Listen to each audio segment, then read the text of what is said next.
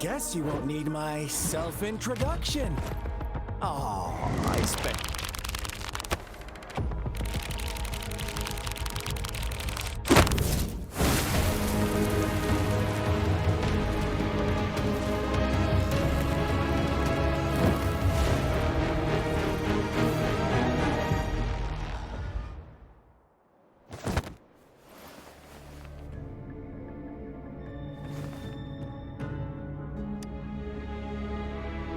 If you need to hear it from me, then yes, I am Scar. Cruel and twisted maniac. We deserve a meeting free of such disturbances, don't you agree? The girl, she's gonna sway your judgment. Don't worry. I don't plan to make you hate me just yet. She is safe now. Well, let's just enjoy our time together for the moment. Forget about that irrelevant person, will you? I have a lot to share with you. To begin with, I heard you've lost your memories.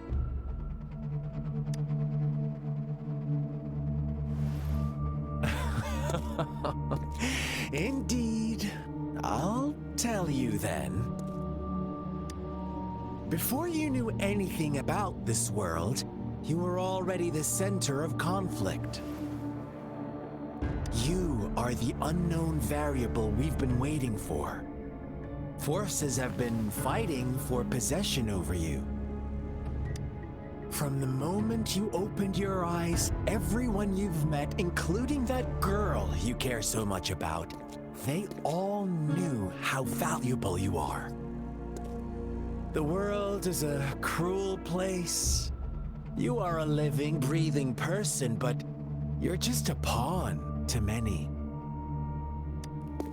That's why I'm here, because I see you as a dear friend, and I want to tell you the truth. I am so sorry for everything you're about to face. But truth hurts sometimes.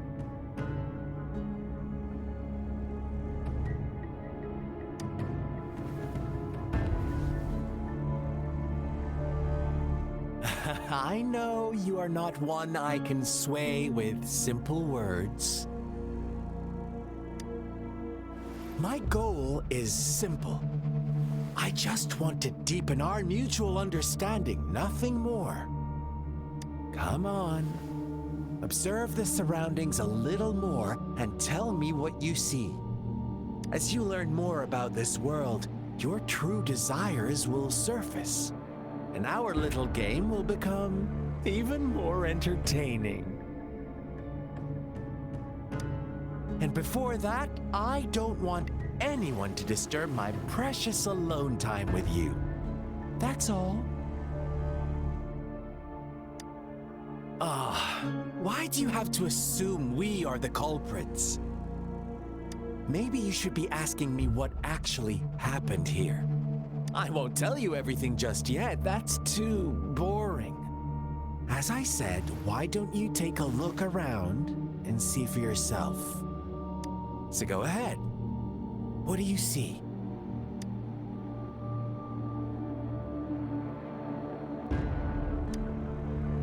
Bravo! Didn't think you'd catch on to that. Now, what is the conclusion you've drawn?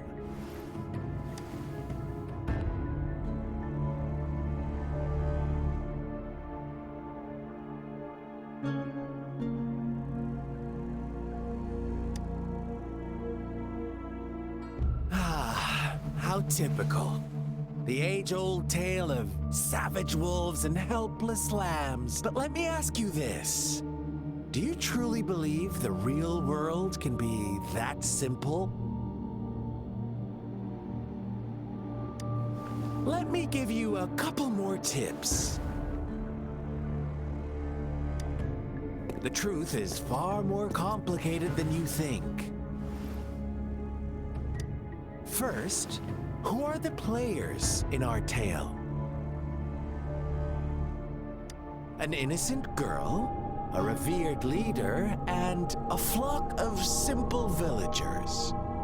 Next, what makes up our main plot? False devotion, fleeting kindness, collective deceit, senseless killings, and the one vulnerable soul pushed onto a path of destruction by the masses. Now, Rover, the story is yours to spin. I'm eager to hear your version after you've learned more.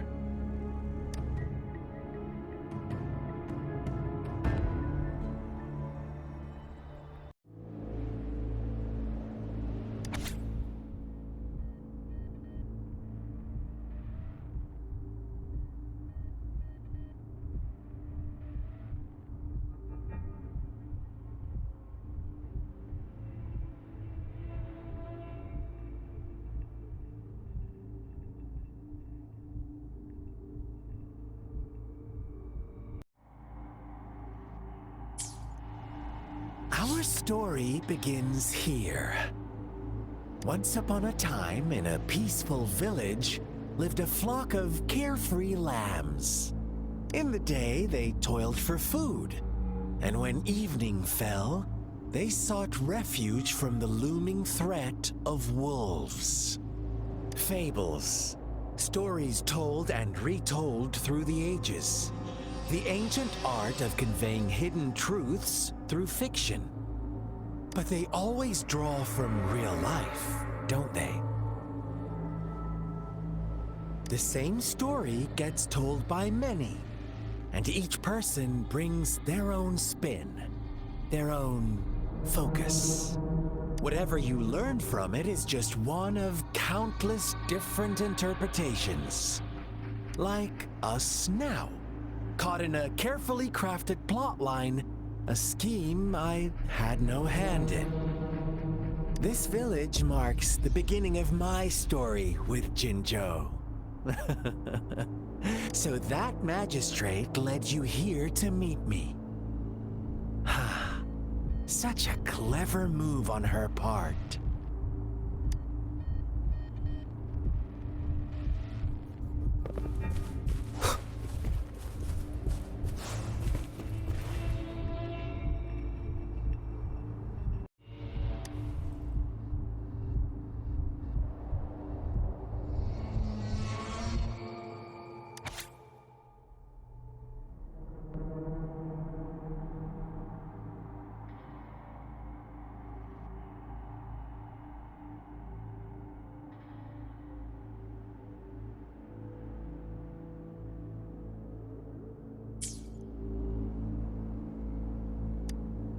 One day, a shepherd visited the village. The shepherd brought them promises of abundance and protection. The lambs, drawn in by his words, soon lived in comfort and security. No, quite the opposite. With a wave of his hand, the shepherd could grant their every wish. His flock obeyed, bowing their heads, pleading for better food and shelter. They no longer had to struggle for survival, as their once meager lives were replaced with endless luxury. The flock worshipped their shepherd-turned-god, praising him and holding him in the highest regard. What's wrong? Does my story make you uncomfortable? Imagine you were one of those lambs, facing irresistible temptation and pressure from your peers. Wouldn't you bow down and beg for food from your master? Oh, so we agree already. You are right. But the world we live in falls short of our ideals. The shepherd still reigns, and the lambs have grown complacent. It's up to the two of us to make that ideal world a reality.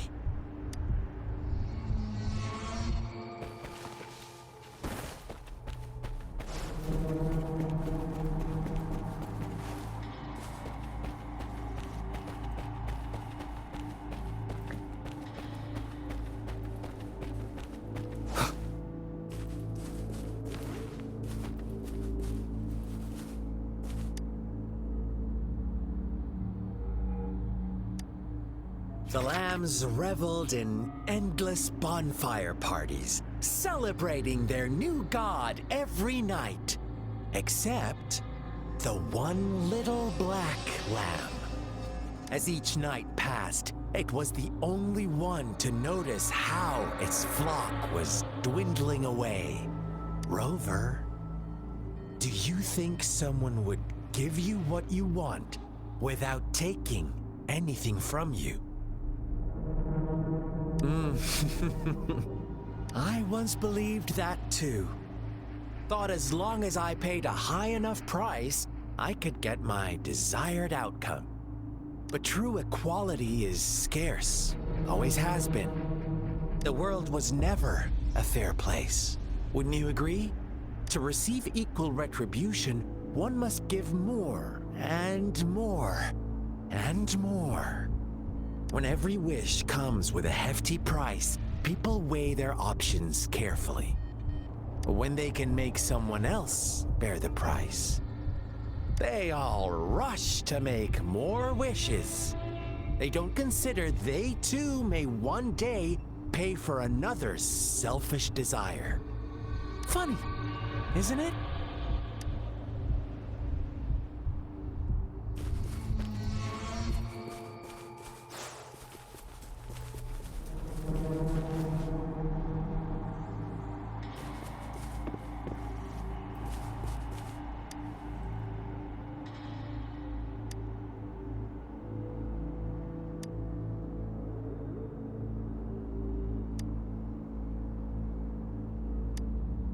Later, the shepherd openly blamed the black lamb for the flock's decline. On the next day, the white lambs welcomed the rising sun as usual, but the black lamb was nowhere to be found. The shepherd introduced an unspoken rule to this village, one that our black lamb violated by telling the truth. Suddenly, the once doting god stopped fulfilling wishes because no more sacrifices were being made. After witnessing the black lamb's actions and hearing from their almighty shepherd, what do you suppose the white lambs did? Ah, those oblivious lambs. Little did they know the most fearsome demon was right under their noses.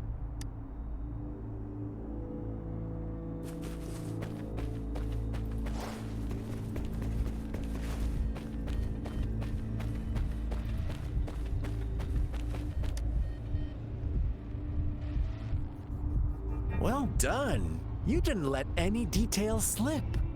Now, I wonder, what is your takeaway from this story? Answer me and I'll reveal the truth of what happened. Who was the real culprit behind the diminishing number of lambs? Indeed, the direct culprit was the shepherd. He held all the power, fulfilling wishes at a price. The lambs knew the risks, yet succumbed to temptation. Unfortunately, in the face of such temptation, they disregarded all the hidden risks, as disaster had yet to befall them. If they were given another chance, I believe they would still choose the same path. Inevitably, they accepted their fate and paid the price when their time came. Now, my second question. What price did the lambs pay for their wishes? Of course, as always, life was the most valuable thing they had to offer. Here's my final question. What happened to the black lamb? Don't rush, Rover. Take your time. What is the truth you've uncovered?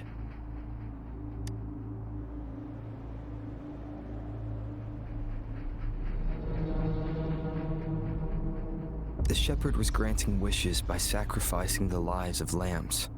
The flock found out the truth, but chose to be his accomplices, and they willingly offered the black lamb as another sacrifice. That's right! little lambs cowered and huddled in their village, terrified of the relentless wolf packs. Until a shepherd arrived, bearing the gift of wishes and providing shelter and sustenance.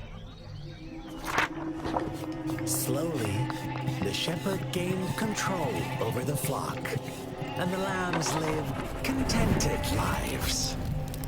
But this is not the end of our story. The shepherd found the solitary black lamb in his flock and offered to grant any wish it desired. In exchange, he wanted one of its companions as a sacrifice. The black lamb refused, and it was shunned by its flock, left without shelter or sustenance. After the black lamb's exile, more lambs continued to vanish. The shepherd then blamed the black lamb for breaking the rules and withheld his wish-granting power as punishment.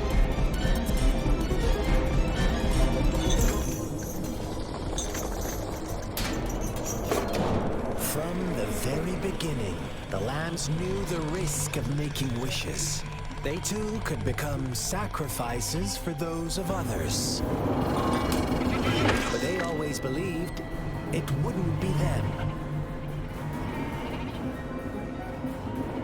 Meanwhile, some lambs reasoned that since they had already risked being sacrificed for someone else's wish, it was then only fair to pass on that risk for a chance at fulfilling their own desires. And so they continued to play the game. They all knew the consequences, but chose to remain silent. Fearful, yet greedy, they followed the shepherd's orders and made wishes again and again. Until one day, a brave black lamb spoke up, shattering the flock's facade, their illusion of a peaceful and happy life.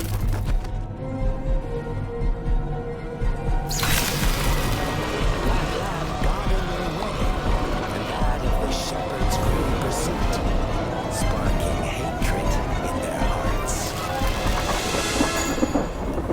Suddenly, they could no longer ignore the blood and ashes of past sacrifices littering the ground.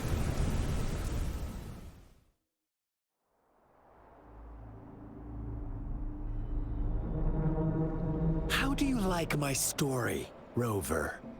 What really happened here? I suppose you already have it figured out? The black lamb who rebelled against the rules, and the white lambs who succumbed to their greed. The innocent maiden sacrificed, and the villagers who turned on each other in a ruthless frenzy. They had it coming. All the shepherd had to do was execute the rebel. That's how he kept the flock in check and maintained the status quo. Fun answer, but no. Not even close. I was never the shepherd. Never will be. You and I, we are the black lamb. The one who breaks the rules.